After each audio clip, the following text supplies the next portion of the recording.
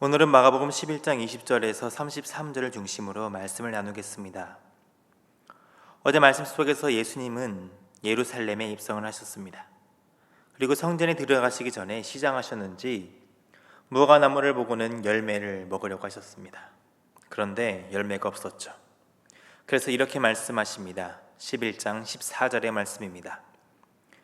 예수께서 나무에게 말씀하여 이르시되 이제부터 영원토록 사람이 내게서 열매를 따먹지 못하리라 하시니 제자들이 이를 듣더라. 그런데 13절을 보면 지금은 무화과의 때가 아니라고 기록하고 있습니다. 아직 때가 되지 않아 잎만 무성한 나무를 보시고 저주하시는 예수님의 모습을 보면 이해가 되지 않을 수 있습니다. 때가 되어야 열매를 맺는 것 아니겠습니까? 그런데 중요한 것이 있습니다. 우리의 때와 하나님의 때가 다르다는 것이죠. 어제의 말씀 속에서 예수님께서는 이렇게 무화과나무를 저주하시고 성전으로 들어가셨습니다. 더 정확한 표현으로는 강도의 소굴이 된 하나님의 집이었죠. 성전은 화려했을 것입니다. 수많은 사람들이 모여 있었겠죠. 잎이 무성한 무화과나무와 같이 말입니다. 그런데 정작 그 안에 열매를 맺고 있는 사람은 없었습니다. 겉으로는 무성해 보이지만 아무것도 없는 상황이죠. 그 모습에 대해 예수님께서는 회개를 촉구하셨습니다. 대제사장과 서기관들 그리고 장로들은 어떻게 반응해야만 했을까요? 찔려야 했습니다. 가슴 아파하며 옷을 찢고 죄를 뒤집어 쓰고 회개의 자리로 나아가야 했죠. 그런데 도리어 그들은 어떻게 하면 예수님을 죽일 수 있을까 고민하고 있습니다. 열매 맺지 못하는 나무가 되어버린 것이죠. 예수님께서 오늘 우리에게 오셨을 때 우리의 모습은 어떠할까요? 열매 맺는 삶을 사는 참된 제자의 모습이 우리의 모습이길 소망합니다. 예수님께서 오셨습니다. 지금 이 때가 하나님께서 정하신 그 때죠. 지금 예수님께서 무화과나무로 상징되는 이스라엘에게 열매가 있나 보셨습니다. 그런데 없죠. 도리어 강도의 소굴이 되어버렸습니다. 예수님께서는 분명한 메시지를 전하신 것이죠. 무화과나무로 상징되는 이스라엘로부터 아무런 열매를 발견하실 수 없으셨다. 그래서 더 이상 열매 맺지 못할 것이라고 심판을 선포하신 것입니다. 그리고 14절을 보면 그것을 제자들이 들었다고 기록하고 있습니다.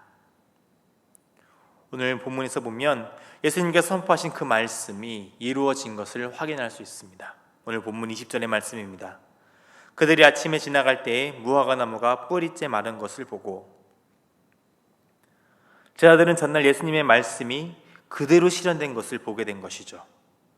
이것을 본 베드로가 반응하며 예수님께서 저주하신 무화과나무가 마른 것에 대해서 이야기하고 있습니다.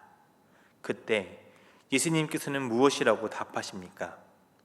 22절의 말씀입니다. 예수께서 그들에게 대답하여 이르시되 하나님을 믿으라.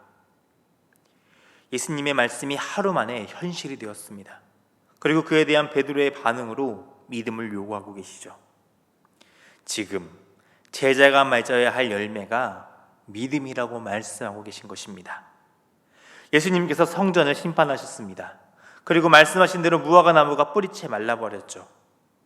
유대인의 입장에서 이 사건을 바라본다면 어떠할까요? 메시아로 오신 예수님께서 성전을 회복하시는 것이 아니라 심판하신다. 아니, 메시아로 오신 예수님께서 이스라엘로 상징되는 무화과나무를 살리시는 것이 아니라 마르게 하신다. 우리를 구원하실 메시아의 이런 모습을 보고 있을 때 그들이 기존에 가지고 있던 상식으로는 믿을 수 없는 상황과 마주하게 된 것이죠. 그런 제자들에게 예수님께서는 확실한 메시지를 전달하십니다. 23절의 말씀입니다. 내가 진실로 너에게 이르노니 누구든지 이 산더러 들리어 바다에 던져지라 하며 그 말하는 것이 이루어질 줄 믿고 마음에 의심하지 아니하면 그대로 되리라. 23절에서 말하는 산은 수많은 산 중에 어떤 한 산이 아닙니다. 아주 구체적인 산을 뜻하는 것입니다. 바로 성전이 있는 산이죠. 성전이 있는 그 산이 들려 바다에 던져진다 할지라도 믿으라고 말씀하시는 겁니다. 의심하지 말라고 하십니다. 쉽지 않은 일이죠. 그들이 가지고 있던 상식과 전통이 무너져 내린 것입니다. 그런데 그것은 무너져 내려야만 했습니다. 그들이 믿고 의지해야 하는 것들은 성정과 전통들이 아니었죠. 하나님이어만 했습니다. 예수님께서도 성전의 본래의 의미를 이렇게 말씀하셨습니다. 내 집은 만민이 기도하는 집이다. 근데 기도하는 집은 어느새 사라지고 없고 강도의 소굴이 되었죠. 지금 이들에게는 성전이라는 건물은 너무나 중요했지만 그 안에 담겨져야 할 것은 정작 담고 있지 못했습니다. 건물이 중요한 게 아닙니다. 지금 이들이 회복해야 될 것은 하나님을 믿고 기도해야 된다는 것이죠. 그래서 주님께서는 말씀하십니다. 24절의 말씀입니다. 그러므로 내가 너희에게 말하노니 무엇이든지 기도하고 구하는 것은 받은 줄로 믿으라. 그리하면 너희에게 그대로 되리라. 기도의 핵심은 장소가 아닙니다. 또 내가 얼마나 많이 외쳤고 많이 기도했는가도 아니죠. 내가 기도하는 그 기도를 오늘도 살아 역사하시는 하나님께서 듣고 계시다는 것을 믿고 그 하나님께서 내 기도에 응답하실 것이라는 것을 믿는 것입니다.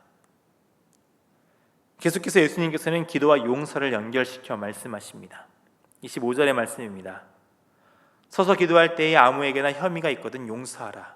그리하여야 하늘에 계신 너희 아버지께서도 너희 허물을 사하여 주시리라 하시니라. 우리는 용서받은 죄인이죠. 십자가의 은혜로 말미암아 용서함을 경험받게 되었습니다. 그로 인해 하나님과의 관계가 회복되어지고 우리의 아버지 되시는 하나님께 나아갈 수 있게 되었죠. 용서받은 자답게 서로 용서하며 하나님께 받은 복을 함께 나누는 자가 되어야 한다는 것입니다. 그것이 바로 열매 맺는 자의 삶의 모습인 것이죠. 계속해서 27절을 보면 예수님께서 다시 예루살렘에 들어가시고 성전에서 거니시는 모습이 나옵니다. 대제사장과 서기관들 그리고 장로들로 표현되는 종교 지도자들이 예수님께 나와 질문합니다. 28절의 말씀입니다. 이르되 무슨 권위로 이런 일을 하느냐? 누가 이런 일을 할 권위를 주었느냐? 지금 종교 지도자들은 자신들이 가지고 있다고 생각한 그 권위가 무시당했다고 여기고 있습니다. 성전을 중심으로 한 자신들의 이권들이 무너져 내렸죠. 많은 사람들 앞에서 무시당했습니다. 그래서 지금과 같은 함정을 판 것이죠. 지금까지 예수님께서 하신 이 행동과 말의 권위가 어디서 나왔냐고 묻고 있는 것입니다. 하나님으로부터 나왔다고 말하면 신성모독으로 몰고 갈 수 있습니다. 반대로 사람으로부터라고 한다면 예수님께서 하신 이 행동과 말들에 아무런 정당성을 찾을 수 없다고 비난할 수 있는 것이죠. 어떤 대답을 하던 예수님을 궁지로 몰 수 있는 질문을 던진 것입니다. 그런 그들을 향해 예수님께서는 30절의 말씀으로 대묻고 계십니다. 요한의 세례가 하늘로부터냐 사람으로부터냐 내게 대답하라. 31절에서 32절의 말씀을 보면 종교 지도자들은 자승자박의 상황에 빠진 것을 알 수 있습니다. 하늘로부터 온 것임을 인정하면 예수님의 앞길을 준비했던 세례 요한의 사역마저 인정해야 했죠. 그 말은 예수님의 권위 역시 하늘로부터 온 것임을 자신들 스스로 인정해야 한다는 것입니다. 그렇다고 사람으로부터라고 한다면 세례 요한을 선지자로 알고 있던 사람들로부터 곤란한 상황에 빠지게 될 것이죠. 그래서 종교 지도자들은 33절 상반부와 같이 질문을 회피합니다. 진리를 회피하며 자신들의 진리를 추구하고자 한 것이죠. 이에 예수께서 대답하여 이르되 우리가 알지 못하노라. 그에 대한 대답으로 예수님께서는 이렇게 답하십니다. 예수께서 이르시되 나도 무슨 권위로 이런 일을 하는지 너희에게 이르지 아니하리라 하시니라. 진리 앞에 한없이 초라해지며 권력과 물질의 유혹에 넘어진 종교 지도자들의 모습입니다. 이들의 모습은 겉으로 보기에는 무성한 무화과 나무와 같습니다. 잎이 무성하고 아무리 화려해 보일지라도 아름다운 나무처럼 보일지라도 열매를 맺지 못하는 나무. 오늘 주님께서는 비록 우리가 가지고 있는 상식과 때를 넘어서는 질문을 요구하실 수 있습니다. 우리가 가지고 있는 상식과 때와 맞지 않는 것을 얘기하실 수도 있죠. 그러나 그것이 하나님의 말씀이기 때문에 믿음으로 나아가는 제자의 삶을 우리에게 요구하고 계십니다. 하나님을 믿으라고 말씀하시죠. 우리는 삶의 자리자리마다 하나님을 믿으며 믿음의 발걸음을 내딛어야 합니다.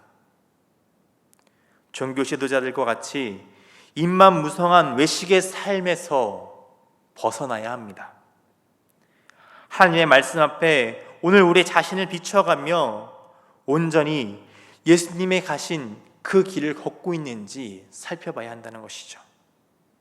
오늘 하루 예수님께서 가신 그 길을 따라 풍성한 열매를 맺는 믿음의 사람이 되시기를 소망합니다. 기도하겠습니다. 우리에게 크신 은혜를 베풀어 주시는 하나님 아버지의 사랑에 감사를 드립니다. 그 은혜와 사랑에 합당한 열매를 맺는 삶을 살기 원하오니 우리의 생각과 마음을 지켜주옵소서. 우리가 살고 있는 이 시대에 더욱 믿음으로 살지 않으면 넘어질 수밖에 없는 혼란스러운 시대입니다. 세상의 권력과 물질의 유혹 앞에 흔들려 겉으로 보기에만 무성한 잎사귀를 가진 열매 맺지 못하는 나무가 되지 않도록 하여 주옵소서. 하나님께서 원하시는 열매를 맺기 원합니다. 온전히 하나님을 의지하며 하나님의 방법과 때에 순종하는 믿음을 갖기 원합니다. 주여 허락하여 주시옵소서. 계속해서 사순절 기간을 보내고 있습니다. 우리를 용서하신 주님의 크신 사랑에 감사하며 오늘 하루 우리의 삶의 자리에서 용서를 나누며 용서를 경험하는 삶이 되게 하여 주옵소서. 사랑이 많으신 우리 주님 예수님의 이름으로 기도드립니다. 아멘.